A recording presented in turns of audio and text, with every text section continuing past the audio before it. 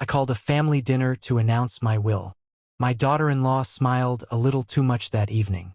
Then a waitress leaned close and gave me a note. Do not drink. I went pale but calmly switched our glasses. And what happened next ended her plans forever.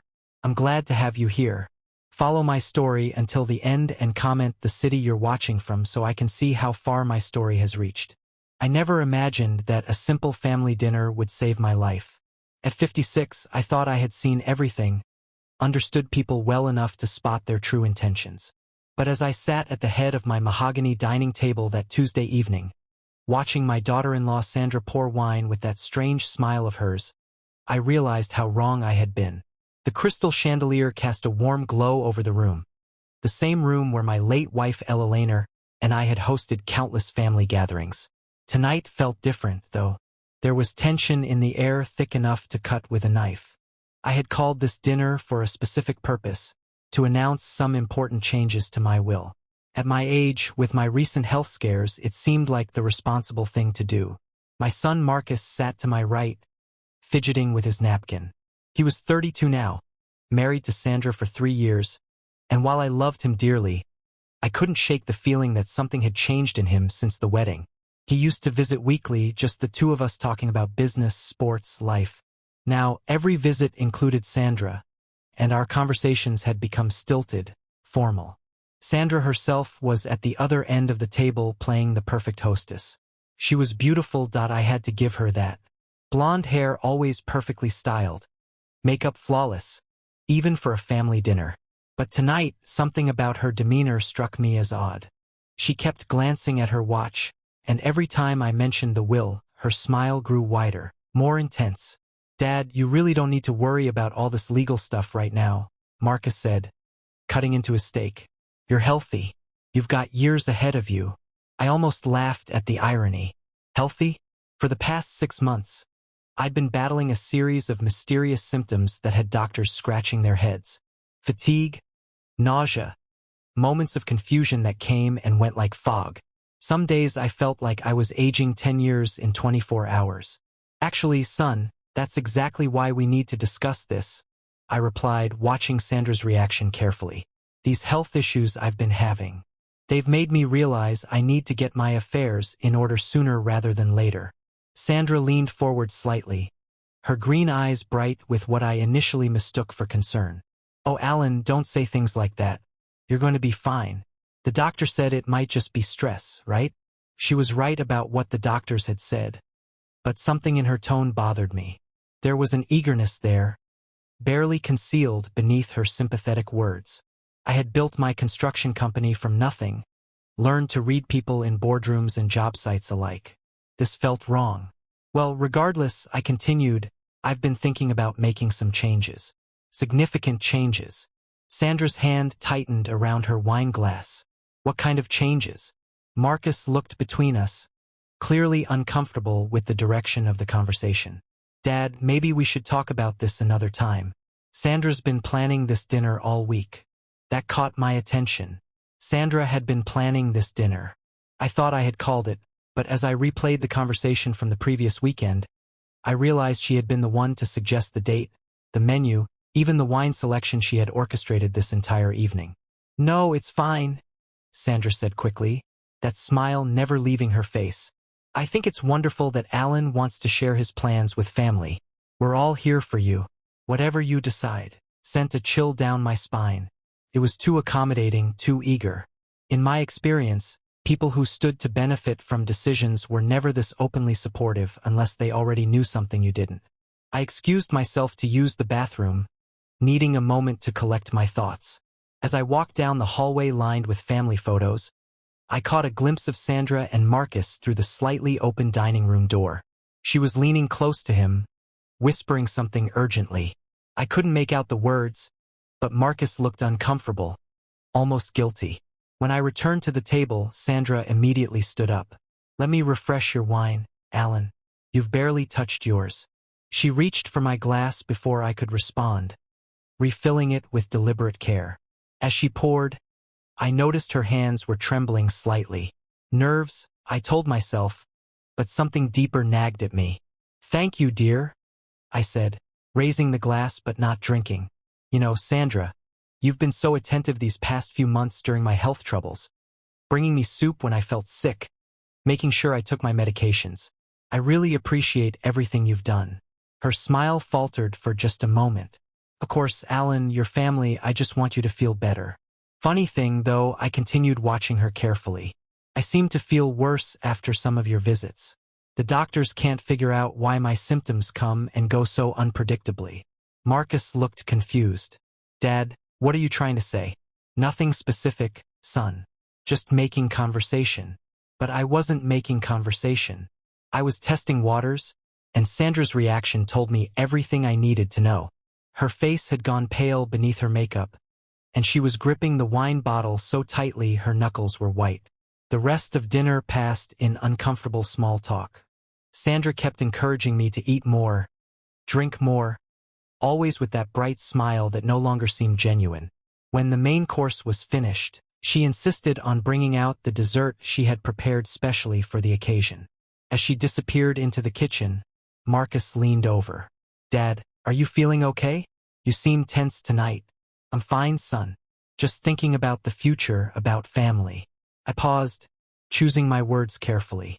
Tell me, how long has Sandra been so interested in my health? It seems like she knows more about my medical appointments than I do sometimes. Marcus shifted uncomfortably.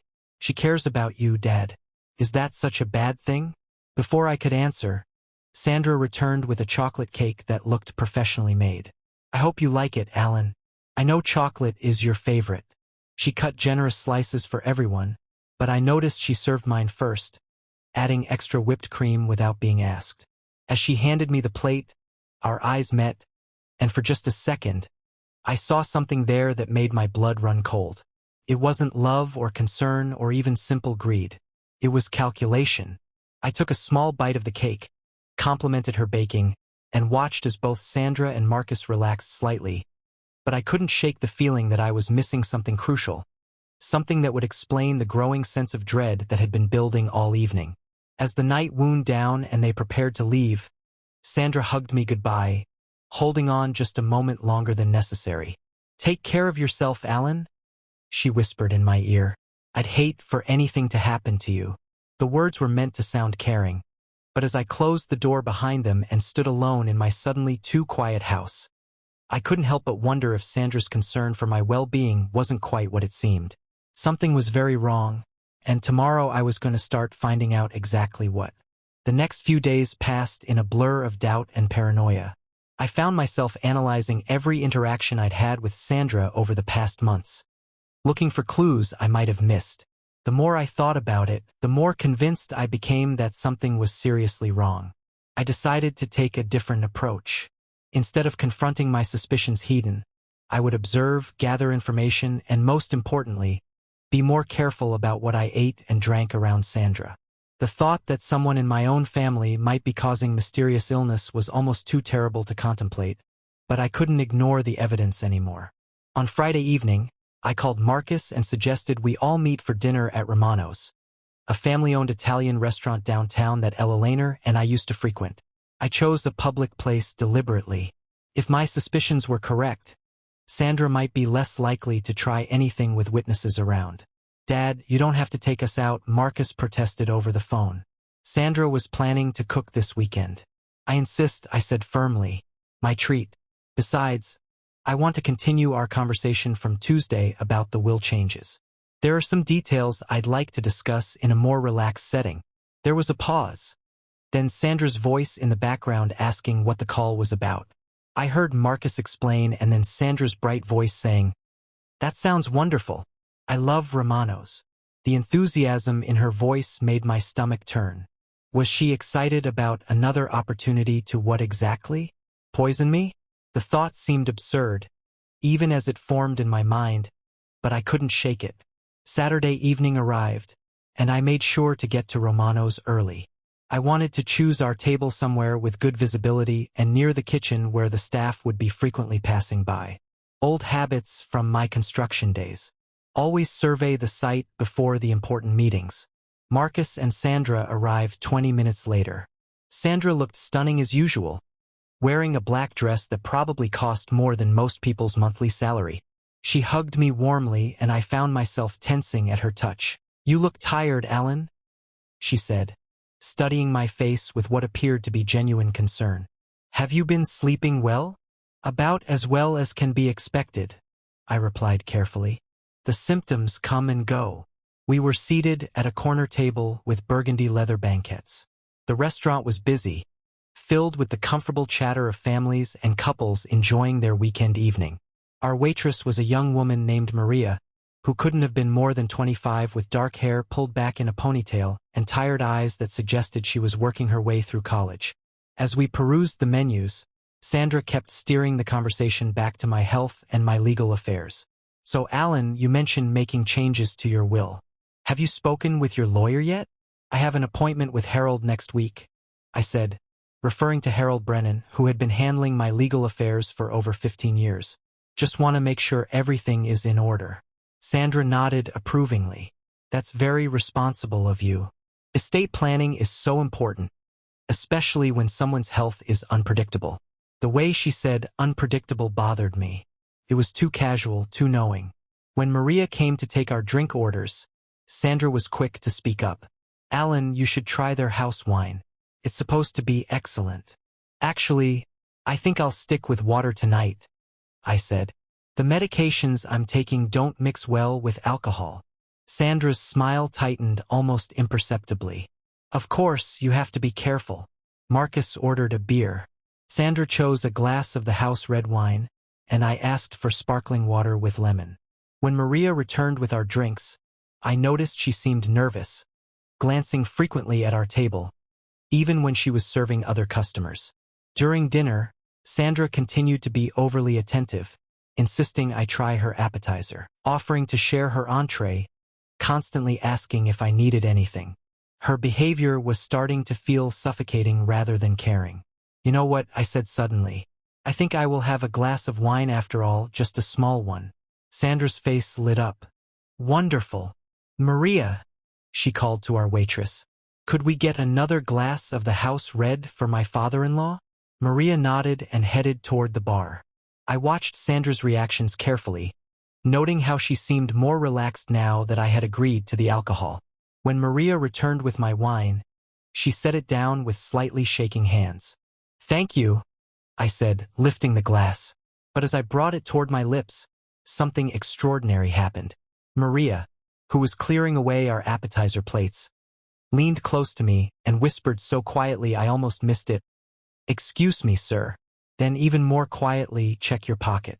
I froze, the wine glass halfway to my mouth. Maria had slipped something into my jacket pocket so smoothly, I barely felt it. She continued clearing the table as if nothing had happened, but I caught her eye for just a moment. She gave me the smallest, almost imperceptible nod. My hand trembled slightly as I set the wine glass back down without drinking. "Actually, I think I should stick with water after all. This medication really doesn't mix well with alcohol." Sandra's expression flickered with what might have been disappointment. "Are you sure? Just a sip won't hurt." "Better safe than sorry," I said, pushing the glass away from me. The rest of dinner passed in a haze. I made conversation, laughed at appropriate times, but my mind was racing. What had Maria put in my pocket? Why had she done it? And why did I have the sudden, overwhelming instinct to trust this complete stranger over my own daughter-in-law? When we finished eating, I excused myself to use the restroom. In the privacy of the bathroom stall, I reached into my jacket pocket and found a small piece of paper folded several times. With trembling fingers, I unfolded it. The message was written in hurried handwriting. "Do not drink anything she gives you. Meet me behind the restaurant in 10 minutes. Come alone." I stared at the note, my heart pounding so hard. I was sure everyone in the restaurant could hear it. This confirmed my worst fears. Someone else had noticed something wrong with Sandra's behavior toward me. But who was this waitress and how did she know? I flushed the toilet for appearances and returned to the table where Sandra and Marcus were discussing vacation plans for the upcoming summer. "Dad, you should come with us to the Hamptons," Marcus was saying. "The sea air might be good for your health." "We'll see," I said, my mind elsewhere. I should probably get going soon. I'm feeling a bit tired. Sandra reached over and patted my hand. Of course, Alan, you need your rest, but please finish your wine first. You barely touched it. She was pushing the wine again. The note was right. I should not drink anything she gave me. I really can't, I said firmly. But thank you for a lovely evening. We paid the bill and said our goodbyes in the parking lot. I hugged Marcus genuinely. But when Sandra embraced me, I found myself wondering if this woman was trying to kill me. After they drove away, I waited 5 minutes, then walked around to the back of the restaurant. Maria was there smoking a cigarette with shaking hands. When she saw me, she immediately stubbed it out. "Mr. Holloway," she said. "I wasn't sure you'd come. How do you know my name?" I asked. She looked around nervously, as if making sure we were alone. "Because I know who she is," she said quietly. "Your daughter-in-law. I know what she's been doing to you." My blood turned to ice. "What do you mean?" Maria took a deep breath. "My name is Maria Santos. Sandra is my cousin." The world seemed to tilt on its axis. I gripped the brick wall behind me for support. "Your cousin? She doesn't know I work here. We haven't spoken in years, but I recognized her the moment she walked in with you tonight." Maria's voice was barely above a whisper. "Mr. Holloway, you're in terrible danger." I felt like I was drowning. "Tell me everything you know." Maria glanced around again, then looked directly into my eyes. "Sandra isn't who she says she is. Her real name is Sandra Vega, and she's done this before. The man she was married to before your son. He died suddenly. Natural causes, they said, but the family suspected." She trailed off, unable to finish the sentence. "Suspected what?" I demanded. "Suspected she poisoned him, but they could never prove it. He was older, had some health issues. It looked like a heart attack brought on by stress and age." My knees felt weak. "Why are you telling me this?" Tears started forming in Maria's eyes. "Because I can't let her do it again. I've been watching her tonight, seeing how she acts around you. It's the same pattern. She gets close to older men with money, makes them dependent on her." Then she wiped her eyes with the back of her hand. "I couldn't live with myself if I stayed silent." "Do you have any proof?" I asked. Maria shook her head. "Nothing that would hold up in court. But I know Sandra. I grew up with her. She's always been calculating, always looking for the easy way to get what she wants. When I heard she had married again to someone with money," she shuddered. "How long has she been? How long do you think she's been doing this to me?" "Probably months," Maria said. "She's patient. She makes it look gradual, natural. Small doses of something that mimics common health problems in older men. Fatigue, confusion, nausea. Eventually, it would look like a heart attack or stroke. I felt sick to my stomach, and not from any poison. My own daughter-in-law had been slowly killing me, and my son had no idea. "What should I do?" I asked. Maria reached into her apron pocket and pulled out a business card. "This is my friend's number. She's a nurse who works with poison control. She might be able to help you figure out what Sandra's been using and how to test for it." I took the card with numb fingers. "Thank you, Maria. You may have just saved my life." As I drove home that night, my mind was reeling with the implications of what I had learned. Sandra had married my son, not for love, but as part of an elaborate plan to inherit my money. She had been slowly poisoning me for months, waiting for me to die, so she could claim whatever inheritance came her way. But now I knew the truth. And if Sandra thought she was going to get away with murder, she was about to learn that this old construction worker was tougher than she had bargained for. The question was, what was I going to do about it? The next morning, I sat in my kitchen staring at the business card Maria had given me. Nurse Jennifer Walsh, Poison Control Specialist. My hands were still shaking as I dialed her number. This was real. I was actually calling someone to find out if my daughter-in-law had been poisoning me. Jennifer answered on the third ring, her voice professional but warm. After I explained the situation, she agreed to meet me that afternoon at her office. "Bring any medications you've been taking, any supplements, anything Sandra might have had access to," she instructed. I spent the morning gathering everything I could think of. The vitamins Sandra had bought for me last month, claiming they would help with my energy levels. The herbal tea she'd been bringing me when I felt nauseous, even the bottle of antacids she'd insisted I keep by my bedside. Jennifer's office was in a medical building downtown. Thanks for watching and subscribe.